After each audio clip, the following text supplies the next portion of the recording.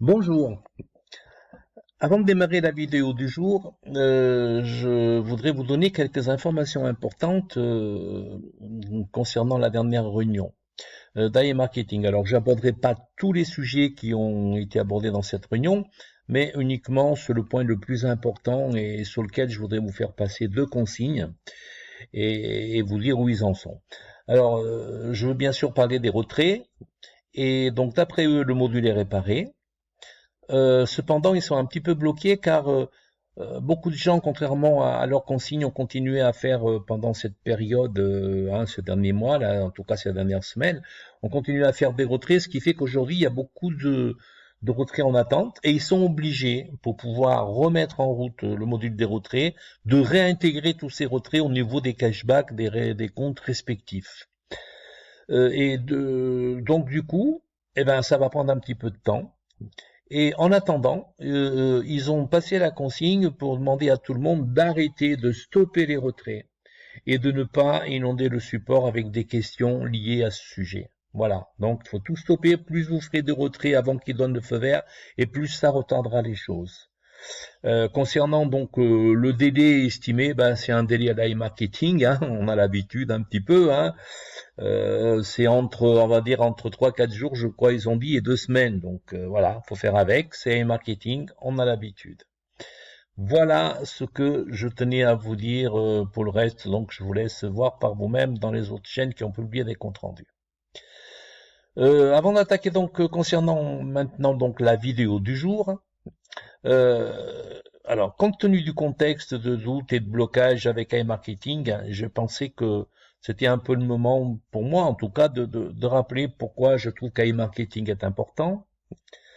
Et bien que ayant déjà abordé cet aspect des choses lors de mes premières vidéos, hein, euh, bon, je me semble que cette fois-ci, ben, il y avait matière à aller plus loin sur cet aspect des choses et surtout de l'intégrer dans le contexte des derniers événements qui se sont passés ces derniers mois, voire ces 2 dernières années. Et donc, il y a aussi le fait que en fait, dans cette vidéo, je voudrais aussi illustrer la maxime que je vous ai posée lors de mon avant-dernière vidéo, hein. On va le venir juste après. Alors, comme toujours, je tiens à préciser que ceci n'est que ma vision des choses et n'engage que moi et n'a d'autre but que de susciter la réflexion et de vous aider à vous forger votre propre opinion. Je vous recommande aussi de regarder la vidéo du début à la fin pour mieux saisir la logique de mon propos. Alors, n'y voyez aucune prétention de ma part, ni quoi que ce soit. En fait, je, je, je tiens à faire cette vidéo parce que en fait, j'aurais aimé que quelqu'un me dise ce que je vais vous dire quand j'avais 20 ans. Ça aurait certainement changé ma trajectoire et j'aurais peut-être pas tout fait pareil. Mais bon, je dis ça, mais à l'époque, est-ce que j'aurais eu la sagesse de suivre ses conseils? Rien n'est moins sûr.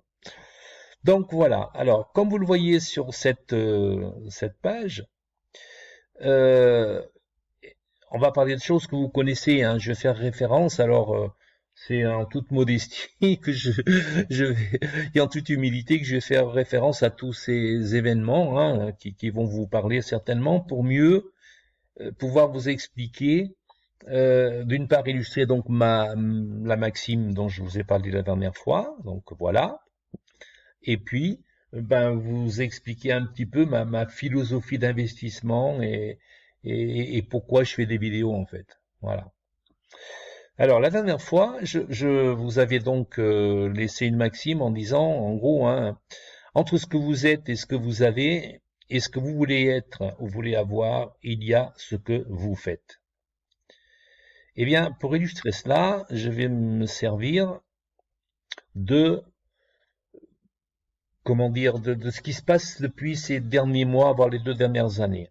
Comme vous pouvez le constater, hein, tout le monde le constate, que depuis, on va dire, la crise de 2008, ça a commencé déjà là, mais en gros, ces dernières années, on constate que une minorité de riches est de plus en plus riche, et que, en même temps, la majeure partie de l'humanité qui s'acharne au travail et qui vit de plus en plus dans la précarité.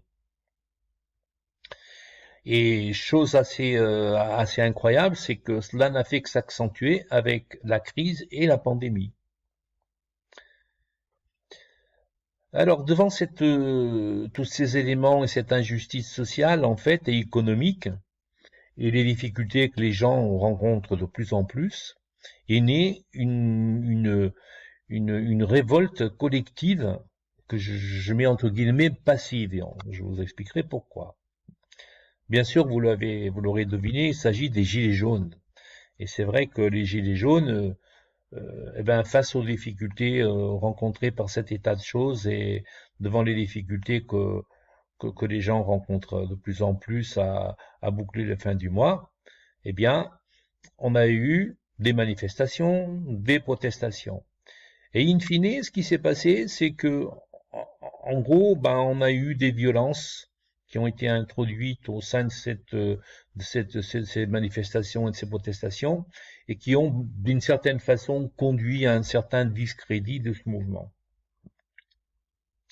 Et il faut aussi remarquer, c'est que les gens étaient la tête dans le guidon pendant qu'ils manifestaient, c'est-à-dire que on était complètement pris là-dedans, et puis c'était le mouvement presque qui était devenu à un moment donné plus important que les revendications elles-mêmes. Après coup, moi, je me dis, on peut se poser la question, en quoi toutes ces manifestations, toutes ces protestations, en quoi cela a-t-il transformé leur vie en fait? En tout cas, la vie des gens qui ont adhéré à ce mouvement. Et nous tous d'ailleurs, on peut l'appliquer ça à tout le monde. À part protester ou manifester, qu'ont-ils fait d'autre pour changer leur situation?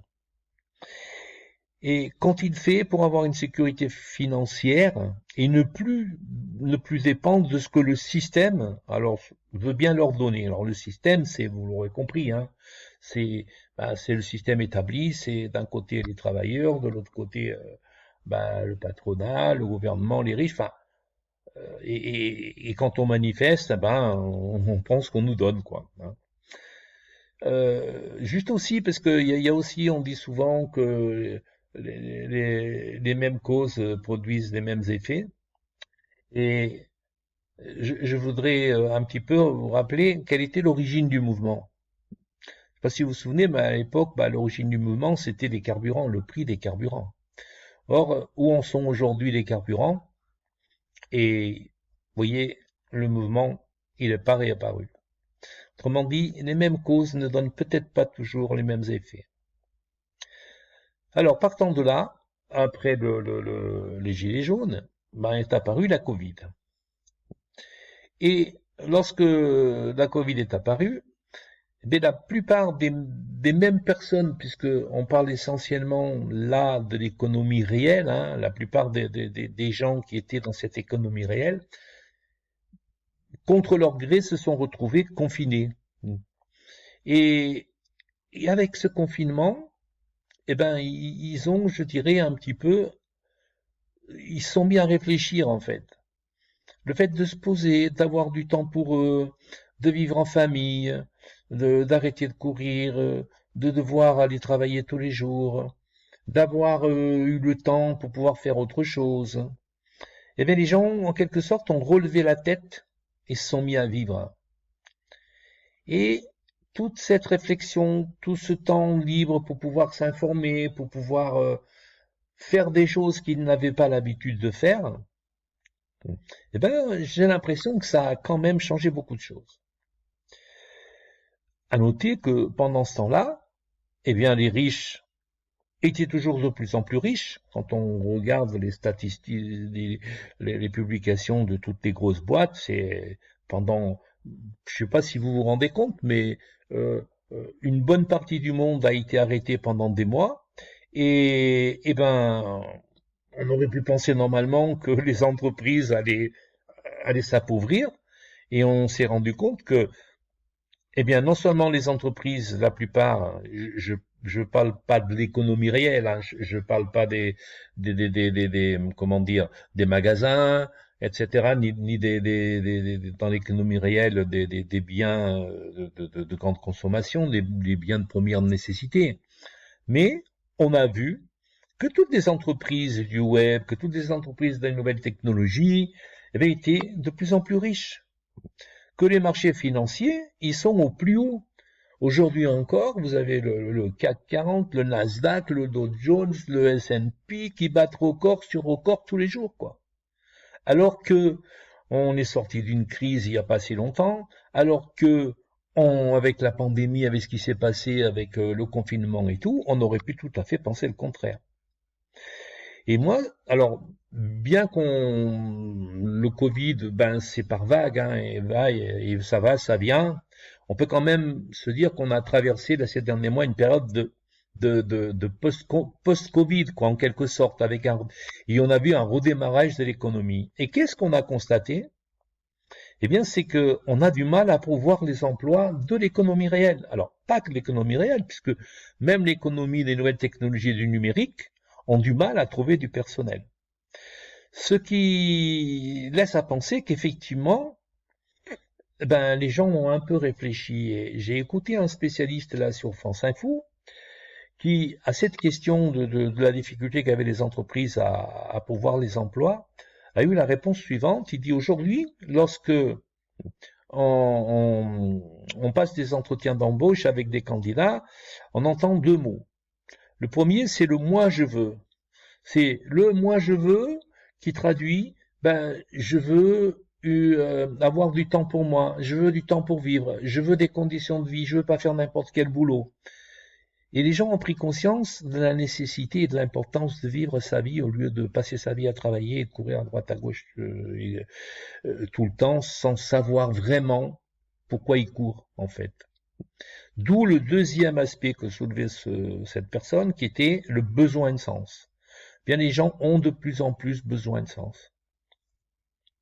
Donc c'est intéressant de voir à quel point, enfin j'ai l'impression, hein, en tout cas, la Covid a eu un impact plus individuel qui se traduit in fine par un impact collectif, mais les gens ont un peu pris conscience de leur situation et de besoin de trouver d'autres solutions pour ne pas passer toute sa vie à travailler et ne pas avoir le temps de vivre en fait.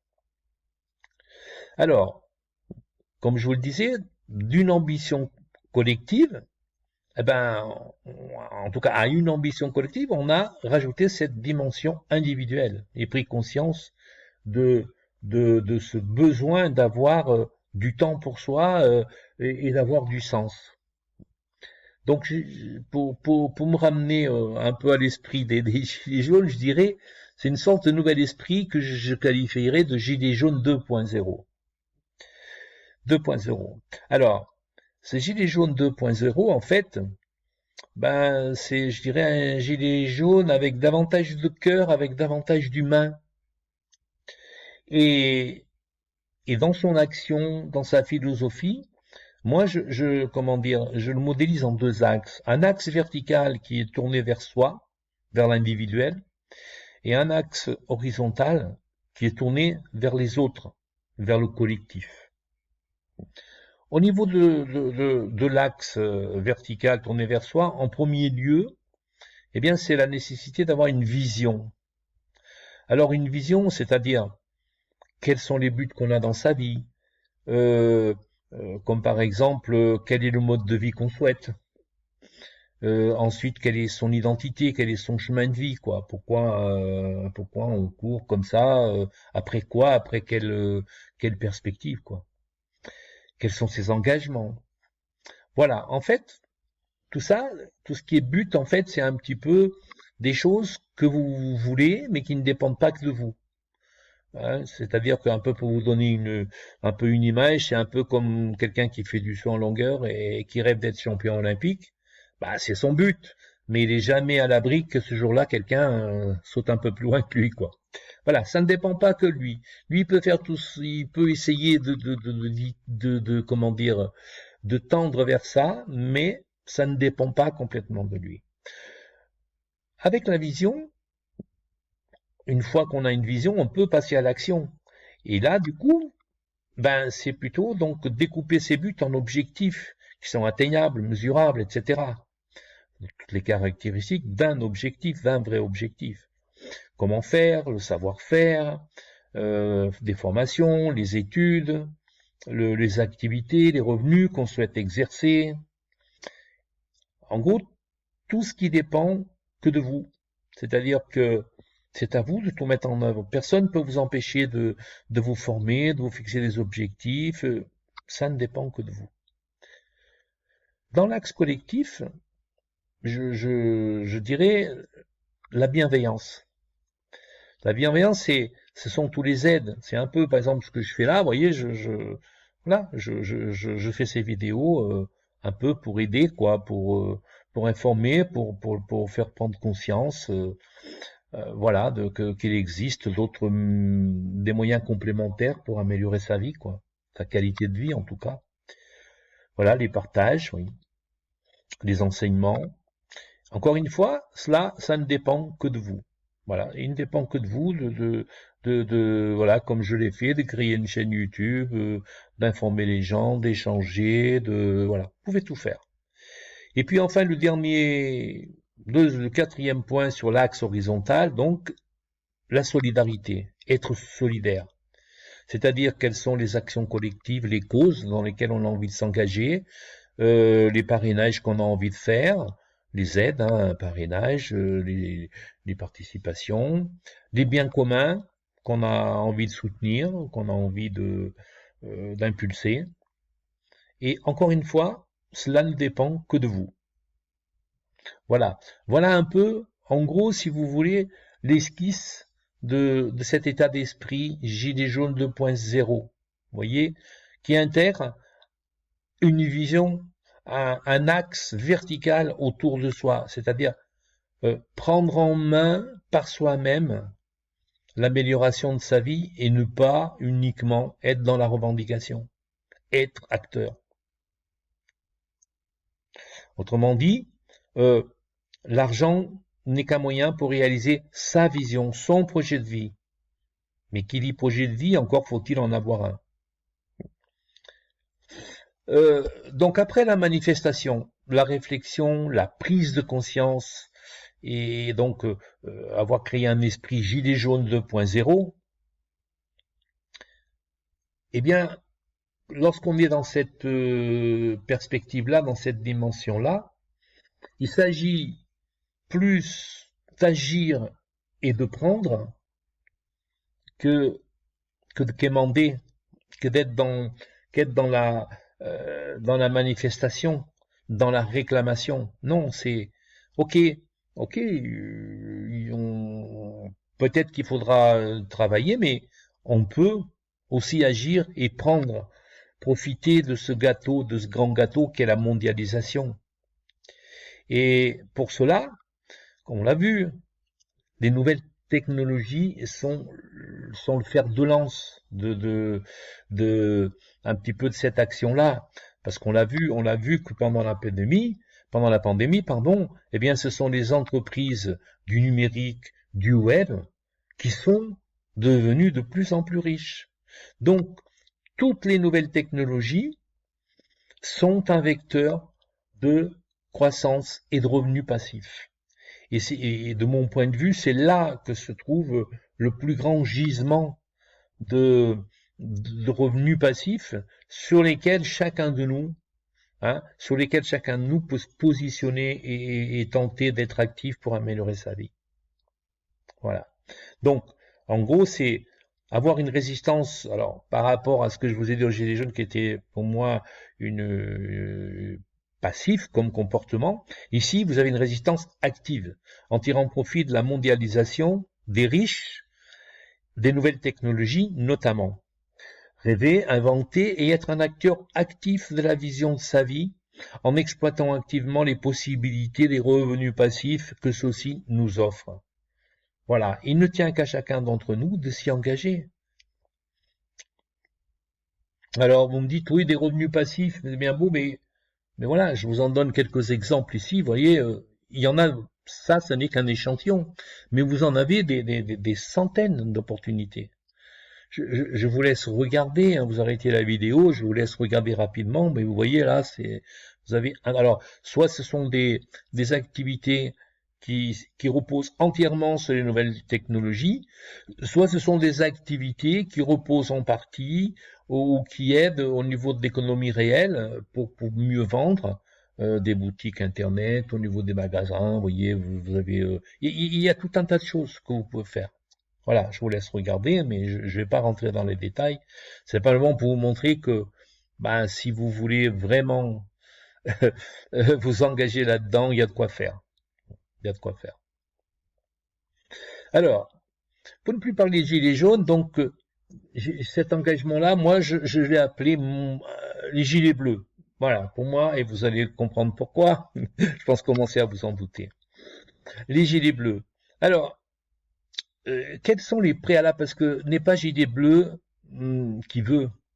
Quels sont les préalables à l'esprit, à cet esprit gilet bleu? Alors, je vous donne les principaux, hein, il y en a certainement d'autres, hein, je ne veux pas être exhaustif, mais de mon point de vue, je crois que être un gilet bleu, premièrement, c'est avoir la capacité à réviser son référentiel de valeurs et de croyances, prendre conscience de l'évolution du monde et cultiver sa capacité d'adaptation. Vous voyez, être capable de passer outre des notions de mérite, qu'on n'a rien sans rien, l'argent est dur à gagner, si c'était aussi facile, ça se saurait, pour gagner de l'argent, bah, faut travailler dur, sa vision de l'argent, remettre en cause sa vision de l'argent, son rapport à l'argent, passer un peu outre entre un métier pour la vie, vous voyez, des choses comme ça, puis bien sûr, le travail, c'est la santé. Il faut avoir la capacité à remettre en cause un peu tout ça. Deuxième point, c'est être capable de croire qu'un autre modèle est possible aujourd'hui, que c'est lui qu'on nous a enseigné toute notre vie, depuis qu'on est tout petit. C'est-à-dire que l'ordre du triptyque études, boulot, retraite, eh bien, cet ordre, il n'est pas établi. Cet ordre, il est interchangeable. On peut le faire bouger. Il faut être convaincu de ça. Si vous n'y croyez pas, ben, vous avez aucune chance, à mon avis. L'autre point qui, moi, me semble très important, c'est que je pense qu'il faut aussi croire qu'il y a d'autres façons de lutter contre l'injustice sociale et économique que les manifestations et la violence.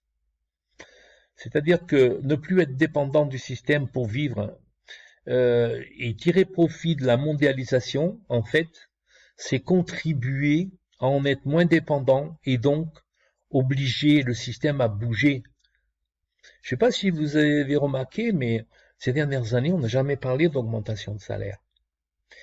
Et curieusement, comme je vous l'ai dit tout à l'heure, on se rend compte qu'après le Covid, eh bien, apparemment, on a du mal à pourvoir des emplois. Et je ne sais pas si vous avez remarqué, mais depuis quelques mois, on parle d'augmentation de salaire. Donc, il y a quelque chose qui s'est passé là-dedans. Donc, un des moyens, dans mon point de vue, de sortir de cette dépendance, ce que j'appelle entre guillemets le système, eh bien, c'est d'utiliser leurs propres moyens en fait, et de les utiliser eux-mêmes en fait, à titre individuel bien entendu. Ensuite, je pense qu'il faut aussi vouloir chercher et trouver son activité. Sa voie et être convaincu qu'il n'y a pas besoin de diplôme ni de longues études pour réussir. Il faut avoir la volonté donc de trouver sa place sur le web, dans l'économie réelle, de repérer, d'être conscient et d'utiliser ses talents, ses préférences, qu'est-ce que vous aimez faire, et surtout aussi de se former activement, d'avoir une capacité d'adaptation et d'avoir conscience qu'il va falloir, quand je dis activement, c'est-à-dire qu'on ne se forme pas une fois pour toutes, il va falloir se former sur le long terme, quoi, et suivre l'évolution, les évolutions technologiques entre autres. Enfin, il faut aussi accepter de prendre un minimum de risques, vouloir être acteur de sa vie et vouloir en avoir la maîtrise, affirmer sa vision vis-à-vis de soi, mais surtout, très important, vis-à-vis de son environnement. Supporter la pression psychologique et le jugement de son environnement. Et là, c'est pas le plus facile, croyez-moi. Voilà. Alors, une fois que je vous ai dit tout ça, Et ben maintenant, à ce stade-là, donc, je fais le lien avec iMarketing. Pourquoi je vous parle ça dans le cadre d'iMarketing? Eh bien, parce que, vous l'aurez deviné, mon revenu passif préféré, aujourd'hui, eh ben, c'est tout simplement iMarketing. Et vous voyez, iMarketing en gilet bleu, vous voyez pourquoi j'ai appelé ça les gilets bleus. Et ben, iMarketing, pourquoi est-ce que je trouve qu'iMarketing est, de mon point de vue, le meilleur moyen, la Rolls, pour tirer profit des nouvelles technologies? iMarketing a essentiellement deux grandes caractéristiques. Il vous permet de gagner de l'argent sans rien faire. Et comme vous ne faites rien, il vous offre en même temps du temps pour profiter de votre famille, de vos loisirs, de faire les activités que vous voulez. En plus, il est à noter que iMarketing a un rendement exceptionnel, extraordinaire. Autrement dit, ça permet d'aller vite, de gagner vite de l'argent, qu'il y a peu de risques. Le risque, il est circonscrit sur 3 mois, comme si vous avez suivi mes autres vidéos, si vous vous intéressez à la stratégie risque zéro, bah vous verrez que le risque, il est limité, qu'il faut un petit capital, il n'y a pas besoin d'un gros capital pour investir dans iMarketing, et que par rapport à la liste de tous les revenus passifs que je vous ai montré tout à l'heure, eh bien iMarketing regroupe plusieurs catégories à lui seul, et sans qu'on ait rien à faire, pratiquement, de ces catégories d'investissement. C'est à la fois un investissement, puisque vous pouvez tirer que des revenus directement de ce que vous investissez sans rien faire d'autre. C'est un revenu passif, puisque vous n'avez rien à faire. Vous pouvez continuer à travailler, vous pouvez avoir d'autres activités et laisser travailler iMarketing pour vous, sans que vous fassiez quoi que ce soit. C'est un MLM. Si vous avez envie, iMarketing a un MLM. Si vous avez envie de faire du parrainage et de vous engager là-dedans, eh bien vous pouvez faire un MLM. C'est une super affiliation parce que quand vous affiliez à iMarketing, vous ne gagnez pas qu'une fois. Vous gagnez tous les investissements des affiliés. C'est un moyen de gagner de la crypto. Vous pouvez gagner du Bitcoin. Vous déposez ça dans votre porte-monnaie. Si vous pensez que le Bitcoin va monter, vous avez de la crypto. Vous avez du Bitcoin. Et sans devoir en acheter. C'est aussi basé sur l'activité réelle à marketing. C'est-à-dire, c'est pas un concept qui sort de nulle part, comment ça fonctionne, un robot qui fait du trading, etc. Non, c'est basé, c'est compréhensible. Les entreprises seront toujours prêtes à payer quelqu'un qui leur amène des clients. Point. Donc, marketing, fait de la pub tout simplement, et ça fait sens. Et puis, ça fait sens. Alors, à la fois tant au niveau du concept, qui est un concept que tout le monde peut comprendre, mais aussi au niveau de l'argent. Parce que l'argent qu'on récupère dans marketing, que ce soit au niveau des parrainages, que ce soit au niveau du cashback, c'est de l'argent qui est donné par les entreprises, qui est donné par ceux qui aujourd'hui font le profit maximum sur le net. Et donc, on peut tirer profit directement de ces gens-là, quoi. Et marketing vous permet de faire tout ça aujourd'hui. Et tout ça en fonction de votre souhait. Vous n'avez pas envie de trop vous casser la tête, vous faites qu'un petit investissement et vous laissez filer. Voilà, vous n'avez rien d'autre à faire. Donc chacun peut adapter son activité. Alors, juste pour qu'on s'entende bien ce que c'est qu'un revenu passif. Alors, qu'est-ce qu'un revenu passif? Un revenu passif, alors, j'ai pris ces informations sur Internet, j'ai mis la source en bas de page, vous verrez, j'ai trouvé qu'ils avaient fait un bon dossier. Les revenus passifs, communément c'est admis comme cela comprend les gains réguliers provenant d'une source autre qu'un employeur ou un entrepreneur. C'est le cas d'iMarketing. Vous pouvez continuer à travailler et investir. Ensuite, beaucoup de gens pensent que les revenus passifs consistent à obtenir quelque chose pour rien. il y a un attrait pour l'enrichissement rapide, mais au bout du compte, cela implique toujours du travail. Alors, oui et non. Avec AI Marketing, vous n'êtes pas obligé, vous pouvez investir et rien faire d'autre. Et comme je vous l'ai dit, si vous avez envie d'aller plus loin et d'avoir plus de revenus, ben vous faites croître votre réseau MLM, vous activez au niveau du parrainage, etc. Et puis il y a aussi des achats en ligne, vous pouvez faire beaucoup de choses. En pratique, comme ils disent, en pratique, dans la plupart des revenus passifs, eh ben, vous faites une partie de travail au départ, mais le revenu passif implique souvent un travail supplémentaire au quotidien, en cours de route, quoi. Et on doit peut-être même renouveler, si vous avez une boutique, renouveler des produits, entretenir un bien, etc., pour que ça continue à vous rapporter. Avec un marketing, il n'y a pas besoin. Vous n'avez rien à faire. Alors, ce qui n'est pas un revenu passif. Alors, ce qui n'est pas un revenu passif n'est pas votre emploi. Voilà. En général, un revenu passif n'est pas un revenu qui provient de quelque chose dans lequel vous avez été matériellement impliqué, comme le salaire que vous gagnez dans un emploi. C'est-à-dire que, effectivement, à partir du moment où vous devez faire quelque chose, consacrer votre temps de manière, je dirais, une grosse partie de votre journée, ben, c'est pas un revenu passif. C'est un travail. C'est pas non plus un deuxième emploi parce que même si vous devez travailler, ça c'est un deuxième emploi. E-marketing et un revenu passif, c'est pas un second emploi. Encore une fois, vous n'avez à nouveau rien à faire. Et c'est pas non plus un revenu non productif. C'est-à-dire vous avez des actifs qui sont non productifs.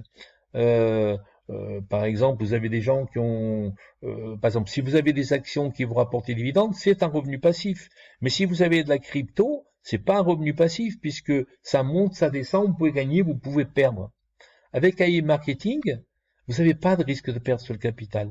Une fois que vous êtes rentré dedans avec le moyen que vous avez, mettez ce que vous voulez, eh bien, c'est obligatoirement un revenu passif. Il n'y a pas de risque de perte de capital, à moins que l'entreprise s'arrête. Voilà. Alors, comment est-ce qu'on devient? Qu'est-ce qu'il faut faire? Alors, j'ai fait cette vidéo parce que je suppose qu'il y a des gens qui connaissent pas ma chaîne ou peut-être même iMarketing. Donc, comment devient-on un gilet bleu iMarketing en quelque sorte? Alors, beaucoup d'entre vous, la plupart de ceux qui m'écoutent savent, mais en fait, je le rappelle hein, pour les nouveaux. Donc, c'est utiliser un lien de parrainage de quelqu'un qui vous inspire confiance et qui pourra vous aider. Et je rappelle que le parrainage, c'est quelque chose, à mon avis, presque d'éthique, c'est-à-dire que l'argent que votre parrain va toucher, de par votre affiliation, provient des entreprises et des marketing. Il ne vous enlève rien. Et une fois que vous serez, une fois au niveau des marketing, vous pouvez aussi parrainer vous-même. Donc il faut parrainer. Par contre, choisissez quelqu'un en qui vous avez confiance et qui peut vous aider, qui peut vous informer, et simplement que vous appréciez, on va dire. Ensuite, investissez ce que vous pouvez risquer de perdre hein, et acceptez le risque pendant 3 à 4 mois. Alors, je n'entrerai pas trop dans le détail, il y a plein d'autres vidéos hein, sur ma chaîne où j'ai expliqué tout ça. Ensuite, au bout de 3-4 mois, vous retirez votre mise initiale, vous réinvestissez le reste sur un autre robot duquel vous allez tirer un revenu mensuel régulier. Et au bout de 3 mois supplémentaires, à partir des revenus de ce robot, vous en ouvrez un deuxième. Et dans celui-là, vous allez tout investir en espérant que ça dure encore quelques mois et en gros vous jouez le jackpot quoi. Voilà. N'hésitez pas aussi à dialoguer avec votre parrain pour définir votre stratégie en fonction de vos objectifs et de vos éventuelles interrogations hein, en cours de route. Et comme je vous l'ai dit tout à l'heure, parrainez à votre tour et aidez vos filleuls financièrement à développer leur propre réseau hein, mais aussi éventuellement en les aidant financièrement en conseil voilà et activez-vous pour partager l'opportunité et accroître votre propre réseau et donc vos gains. Voilà, ça c'est pour moi c'est vraiment important, je l'ai mis en vert parce que je considère ça très important. Et puis un autre point aussi, c'est comme vous avez vu hein, dans les deux axes, il y a l'axe individuel, l'axe collectif hein, de l'état d'esprit d'investissement. Soyez généreux et redistribuez un peu de vos gains à vos filleuls, faites des dons. Moi, j'ai pour règle de faire à peu près, moi, dans ce que je gagne, je donne à peu près 10%. Voilà. Et restez fidèle aussi à vos valeurs, à votre vision de la vie et à votre raison principale de gagner de l'argent et d'avoir cette activité de revenu passif. Et vous savez, quand on est généreux, on perd jamais son temps ni son argent. Ça apporte une relative sérénité lorsqu'on partage, lorsque, oui, effectivement, on a la chance d'avoir des moyens comme ça aujourd'hui. Donc, moi, je trouve que c'est tout à fait, comment dire, salvateur et logique qu'on en distribue un tout petit peu. Voilà. Enfin, c'est ma philosophie. Vous n'êtes pas obligé de faire pareil, mais en tout cas, moi, j'essaye de faire comme ça. Voilà ce que, puis ensuite, oui, pour finir, c'est ne vous laissez pas influencer, je l'ai déjà dit, par les ragots et les m'as-tu vu, et surtout restez serein. Euh, Ce que j'appelle les m'as-tu vu, vous savez, c'est des vidéos, oui, j'ai gagné 50 000, j'ai gagné 20 000, oh là là, puis voilà. Bon, voilà, faut pas trop se laisser emporter par ça. Et puis si vous avez un doute, si vous y croyez plus, arrêtez tout et retirez votre argent et point, et sortez, et puis trouvez autre chose. Voilà, passez à autre chose. Voilà ce que j'avais envie de vous dire aujourd'hui. Ça a été un petit peu plus long, c'était assez dense, hein. Mais je voulais vous faire comprendre pourquoi j'avais créé cette chaîne. Vous voyez, c'est dans cet état d'esprit que j'ai créé cette chaîne et que je fais ces vidéos-là. C'est faire prendre conscience qu'aujourd'hui, il y a moyen de faire autrement. Et, et qu'on n'est pas obligé de se limiter à revendiquer, à manifester. On peut aussi être responsable, se prendre en main et, comme dit le proverbe, aide-toi et le ciel t'aidera. Voilà. J'espère que bientôt, les retraits seront dispo sur AI Marketing, que les dépôts aussi seront possibles par carte bleue et que tout ça, durera encore quelques temps. Merci pour votre attention et à une prochaine fois.